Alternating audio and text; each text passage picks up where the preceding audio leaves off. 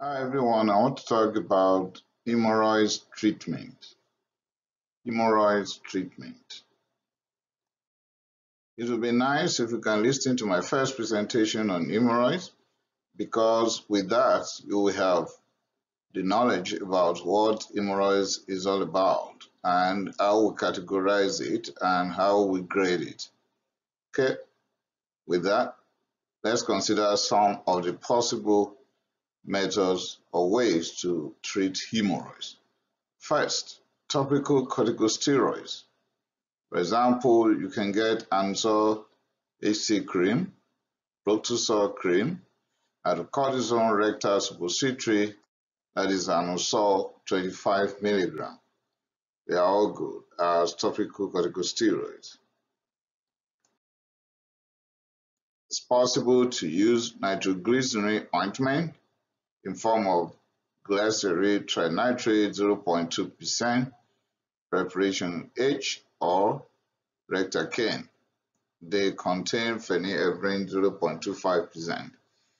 Benzocaine 5% rectal ointment is also available in form of Americaine. Can use Dibucaine 1% rectal ointment, and the trade name for that is Nupercainal.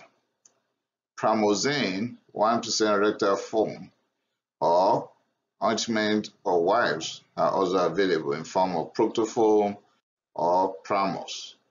Astringent and protectants topical are also available in form of witch hazel, e.g. talks, preparation H, PAS, and so on. You can also use zinc oxide topical paste in form of Borders bud paste or Dibucaine. If you have listened to my first presentation on hemorrhoids, I have mentioned the possible causes of hemorrhoids. One of them is straining or constipation. Therefore, laxatives will be good here. You can use vitamin C, fiber, citrusel, docosate sodium, and so on.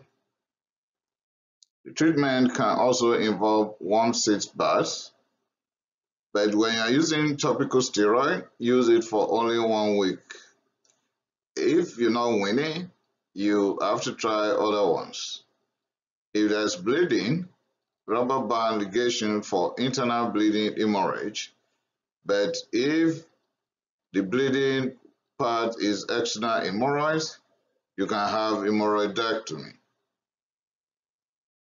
If there's thrombosis with pain, that is likely going to resolve within several days. If it is internal hemorrhoids that is above the dentate line and it is painless bleeding, bulging into the inner canal but not prolapsed, then we undergo the medical treatment and later on give rubber band ligation. But it is internal hemorrhoid, painless bleeding with perianal itching. It prolapses with straining and reducible. Then the treatment is medical and rubber band ligation. But if it is painless bleeding, perianal itching, swelling with mucus and feces, we're going to treat with medical interventions, topical medications listed earlier, and rubber band ligation. But if there is pain, bleeding, swelling are not reducible, then the next thing is surgical excision. Okay, if it is painful, it's bleeding, swelling, not reducible, then surgical intervention. Lifestyle modification. To all affected individuals, lifestyle modification is very essential. Increase fiber diet to decrease constipation, decrease straining when you are no longer constipated, and go once you are having the impulse. If you are listening to my presentation on constipation treatment, I have mentioned the fact that gastrocolic reflex is very helpful. Once you have the impulse, to Dibucaine, just go. Avoid opioids, avoid calcium channel blockers. Don't use antacid if it's not compulsory. They can all cause constipation. Avoid laxatives, bile acids, antibiotics, cortisone, and so on if possible. Why that? It can all cause diarrhea. Regular exercise, decrease fatty foods. You can use topical analgesics and steroids.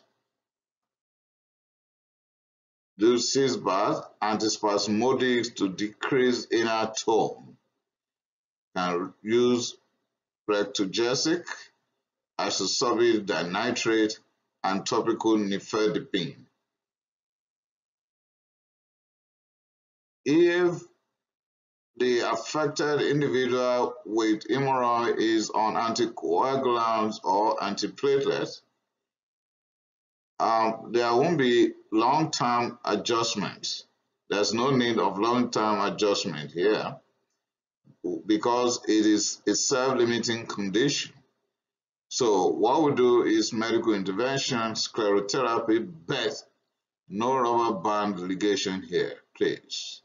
No rubber band ligation if the patient is on anticoagulants or antiplatelets. If there is portal hypertension, you can have social ligation, transjugular intrahepatic portosystemic shunt, and medications for the portal hypertension.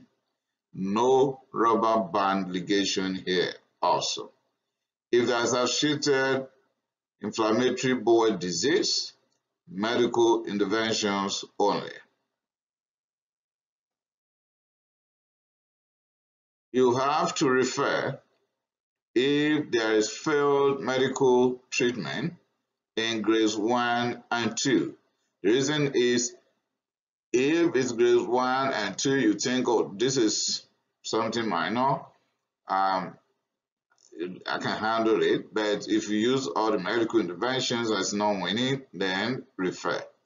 But if it is symptomatic grade 3 and grade 4, you remember in grade 3, when you manually reduce, it's going to be reduced. In grade 4, when you manually reduce, it's not going to be reduced. And that could be a problem because it could strangulate. So in symptomatic 3 and 4, just refer.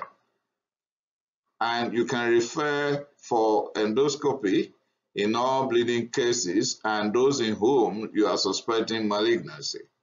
You might be suspecting malignancy depending on the age, particularly the elderly people, you may be suspecting malignancy. Generally, colonoscopy is required for older patients older than 50 years. For obvious procedures, you can have rubber band ligations, sclerotherapy, coagulation of internal hemorrhoids with infrared coagulation. Excision of thrombosed external hemorrhoids is also a procedure that could be done, there at your office. For grade 4, you have what you call hemorrhoidotomy right away, and refer if the affected individual is also pregnant. So in pregnancy, what could be done is lifestyle changes, lying on left side, mild laxatives, topical medications with caution, and the last resort here in extreme cases and with extreme caution is hemorrhoidectomy. And if the affected individual is immunocompromised, only medical intervention please. In conclusion, I have briefly gone over the different ways to handle the same problem. If you have any question or comment, please kindly leave the message on my channel. Thanks for listening to my presentation.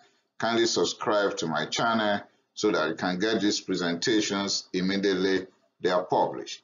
Please go over the first presentation on hemorrhoids. I appreciate it. Thank you.